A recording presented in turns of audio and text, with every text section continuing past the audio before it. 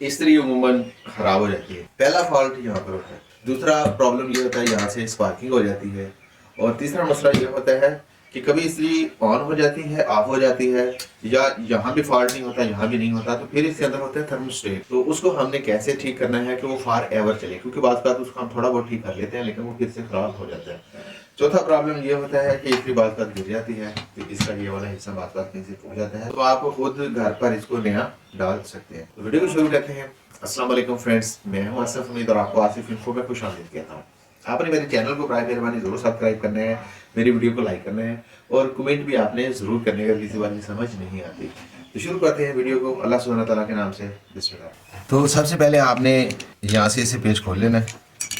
तो ये देखिए, ये ना कनेक्शन यहाँ से ठीक है, तो इसमें इसको तो फिर आपको कोई भी करने की ज़रूरत नहीं है। अगर आप चाहते हैं कि ये तार कभी भी यहाँ से दोबारा ख़राब ना हो, तो उसके लिए फिर आपको थोड़ा सा काम करना पड़ेगा। यहाँ से आपने इसको मज़ीद खोल लेना है। आपने तार को ना थोड़ा सा और यहाँ से छील लेना है ऐसे। तो ये वाला जो पोर्शन है ना, ये यहाँ से आप हटा दें। तो आपने पहले इस तार को ऐसे मरोड़ना है, इसके नीचे से आपने इधर लेके आना है और इस तार को यहाँ से मरोड़ कर आपने इधर डाल देना है। तो यहाँ पर ना ये नॉट लग जाती है इस तरह से। तो ये तार को आप इस तरह से करके लगा लेंगे ना, तो इंशाल्लाह ये रहती ज़िंदगी तक ख़राब नहीं होगी।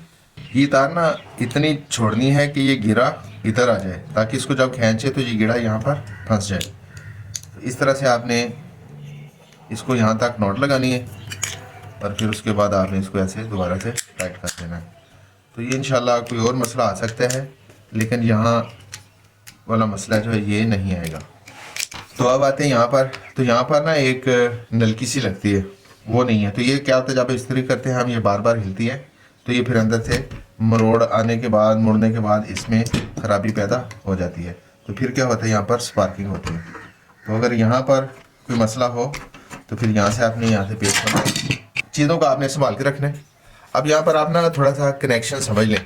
इस तरीके ना कनेक्शन इस तरह से लगाते हैं। एक बिजली की तार यहाँ पर लगती है, ये लाइट की तरफ, दूसरी इधर लगती है, और ये जो बल्ब है इसकी एक तार दरमियान में लगती है और दूसरी तरफ तार इस तार के साथ यहाँ पर बिजली की तार लगी हुई है। तो अगर तो यहाँ पर स्पार्किंग वगैरह हुई हो तो आपने तार काट लेनी है। काटने के बाद फिर आपने उसको दोबारा से यहाँ पर कनेक्ट कर देना, तो आपकी इस्त्री ओके हो जाएगी।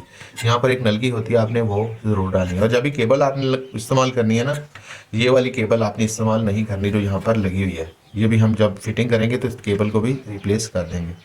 तो अगर सपोज भी यहाँ पर भी आपको कोई मसला नज़र नहीं आ रहा, तो फिर इसके बाद जो आगे मसला है वो यहाँ पर अंदर होता है थर्मोस्टेट उसका है। तो उसके लिए फिर हमको ये सारा खोलना पड़ेगा। तो यहाँ से आपने खोलना है, शुरू करना है। यहाँ पर ना कवर लगा होता है, तो उसको उतारने का ये तरीका है कि आप यहाँ से पेच कस डालकर इसको वहाँ से निकाल सकते हैं। तो उसके बाद आपने इन दोनों को खोल लेना है। कोशिश करें, याद रखें कि जो पेज जहाँ से निकाले हैं ना वहीं लगाएं, क्योंकि इसकी फिटिंग वहाँ पर ना ठीक से होती है। इसको आप यहाँ से निकाल लें इस तरह से, तो इसको रख दें एक तरफ। अब ये वाली तार है ना, ये बंदे लोग भूल जाते हैं, तो भूल जाते, कभी इधर से निकालने की कोशिश यहाँ करते हैं, कभी यहाँ से, तो ये फिटिंग में नहीं आती। इसकी बेहतरीन फिटिंग है वो ये वाला हिस्सा है। तो आपने इसको यहाँ से ऐसे निकाल लेना है।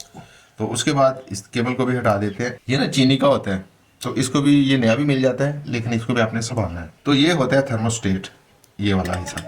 ये जब नीचे जाता है तो इसको ऑन करता है। तो यहाँ पर बात कार्बन आ जाती है, वो मैं हिसाब को दिखाता हूँ। इसको भी आपने ये खोल लेना है यहाँ से। तो इन पेचों को भी आपने याद रखना है कि कौन सा कहाँ से निकाला था। तो इसको भी आपने इसी तरह रख देना है। तो इसमें जो थर्मोस्टेट होता है ना, वो ये होता है, ये वाला। ये जब गर्म होती है ना तो ये फिर नीचे चला जाता है, तो जिससे डिस्कनेक्ट हो जाती है। तो होता क्या है, यहाँ पर स्पार्किंग होकर कार्बन आ जाती है, जिसकी वजह से ये टच होता है, लेकिन यहाँ से करंट पास नहीं होता। तो इसके दो हल हैं।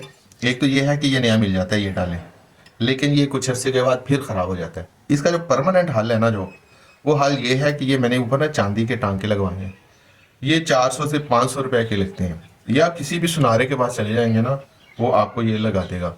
और इंशाल्लाह आप रहती ज़िंदगी तक ये थर्मोस्टेट आपका वैसे ही चलता रहेगा, इसमें कोई इशू नहीं आएगा। और जो लास्ट इशू है, तो उसके बाद आपने जब इसको भी चेक करना है यहाँ पर थोड़ा सा रेखमार लगा कर देख लें। और उसके बाद आपने एक यहाँ पर और यहाँ पर कनेक्शन करना है, और उसके बाद आपने इसको यहाँ से टच करना है। तो उसके बाद अगर आप इसे देखेंगे, छोड़ देंगे, वहाँ से स्विच निकाल देंगे, तो फिर आप इसे टच करके देखेंगे अगर ये हीट हो रहा है तो इट मीन ये ठीक है। अगर सपोज टू बी ये हीट ना हो और इसको आपने ऐसे भी टच चेक कर लिया, या डायरेक्ट ये वाली केबल है जो यहाँ आती है, तो एक तो यहाँ आती है, दूसरी यहाँ, तो दूसरी केबल को आपने यहाँ पर भी लगा कर देख लिया, स्विच को ऑन कर लिया, थोड़ी देर बाद आपने स्विच ऑफ किया और इसको उठाकर देखा तो हाथ लगाया ये ठंडी है, तो फिर आपका ये वाला हिस्सा ख़राब है, तो ये भी मिल जाता है। ये 700-800 रुपये में मिल जाता है और उसकी क्वालिटी ठीक होती है।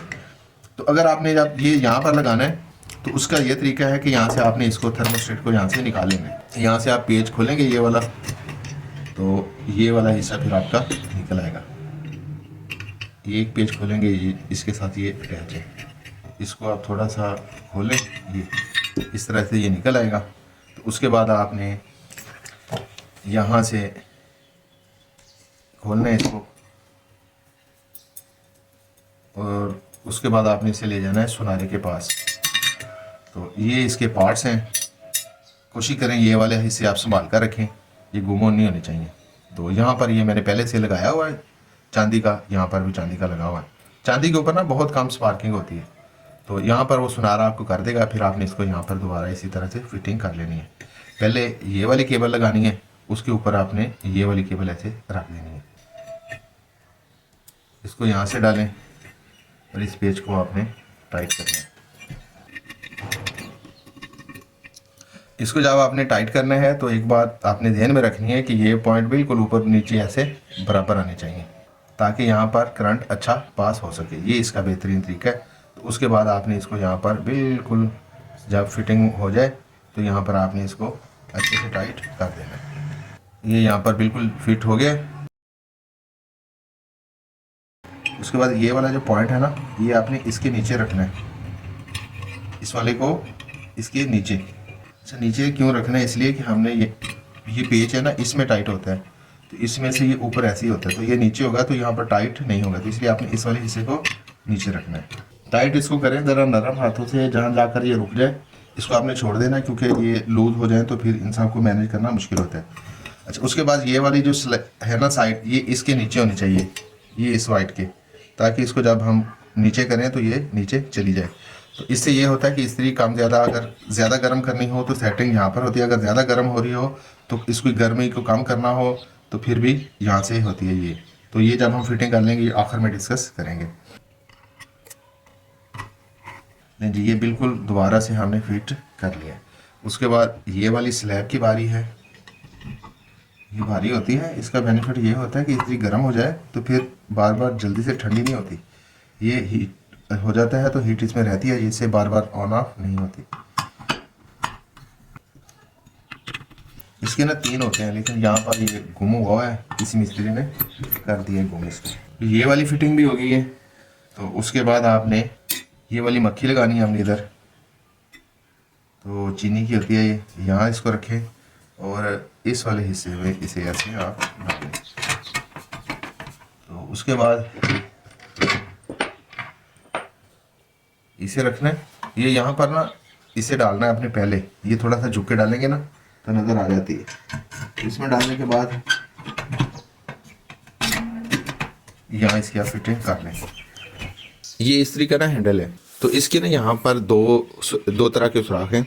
तो जब आप इसको निकाल रहे हो ना तो उस वक्त थोड़ा सा देख लें कि वो जो पॉइंट्स ऊपर को हुकें निकली हुई हैं वो इस वाले सुराखों से निकले हैं इससे, तो फिर आपको इसके एडजस्टमेंट में दिक्कत नहीं होगी। जनरली वैसे ये पहले वाले सुराखों में से ही गुजरते हैं।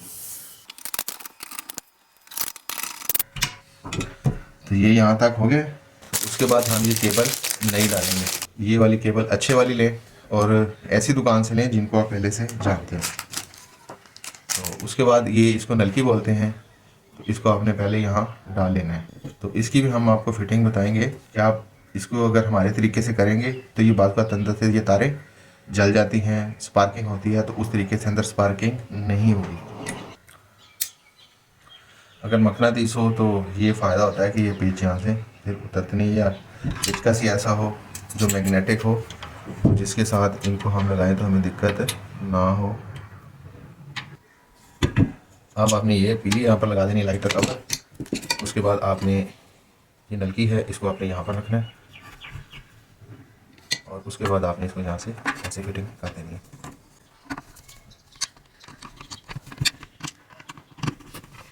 उमूमन केबल यहाँ से स्पार्क करती है अंदर से। वजह क्या होती है, जब हम इसको इस्तेमाल करते हैं तो फिर अंदर से बाल आने की वजह से या यहाँ पर ये आ जाते हैं तो ये फिर टूट स्पार्किंग हो जाती है, आपस में कनेक्शन मिलने से। तो आपने क्या काम करना है, यहाँ ना आपने अच्छी तरह से धागा लपेटना है, ज़रा सख्त करके, जैसे गिरा लगाते हैं ऐसे। तो इसको आपने धागे को अच्छे से लपेटना है सख्ती के साथ और इसको आपने लगानी है यहाँ पर गिरा। तो इसका ये फ़ायदा होगा, जब हम इस्त्री मूव करते हैं तो इधर उधर से तो हिले जुलेगी, अंदर से ये ख़राब नहीं होगी। तो इस तरह आपने इसको 2-3 चक्कर और देने हैं मजबूती के साथ और टाइट करनी है ताकि ये नलकी जो है, इसको नलकी बोलते हैं, तो ये तार के साथ अंदर बिल्कुल चिपक जाए। तो इंशाल्लाह आपकी केबल बहुत ज़्यादा देर तक चलेगी इस्त्री की। बाद लोग क्या करते हैं, इस केबल को ना अंदर घेरा लगा देते हैं, वो भी अच्छा तरीका है। तो इस तरह से आपकी इस्त्री इंशाल्लाह बहुत लंबे अरसे तक चलेगी। और आखिर में बस एक ही गुजारिश है कि आपने मेरे चैनल को सब्सक्राइब करना है, मेरी वीडियो को लाइक करना है और किसी बात की नहीं समझ आती तो कमेंट भी ज़रूर करना है।